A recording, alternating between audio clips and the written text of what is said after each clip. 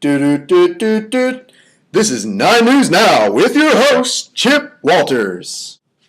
Good evening. Folks, I'm here to tell you about recreational boating and the problems it causes for our beautiful Chesapeake Bay. The first issue at hand is littering in the bay. Here to demonstrate littering in the bay, we have our own Pepe Hernandez.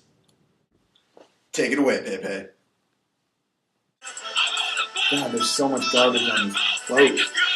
The trash can's full. Throw it in the bay.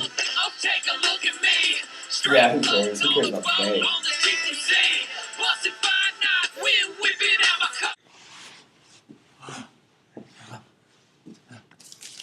Oh!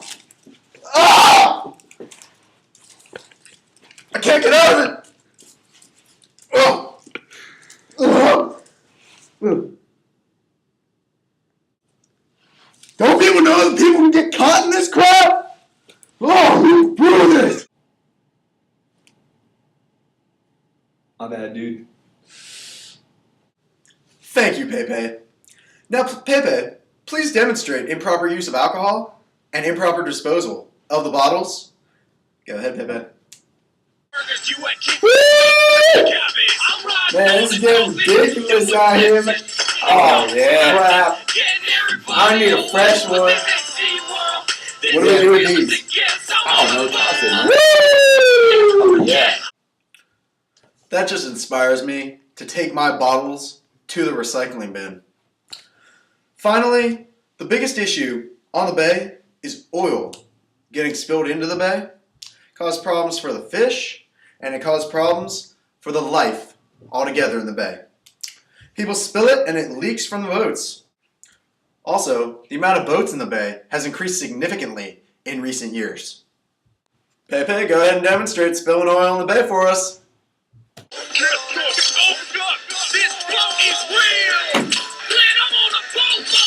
Hey, what's up, baby?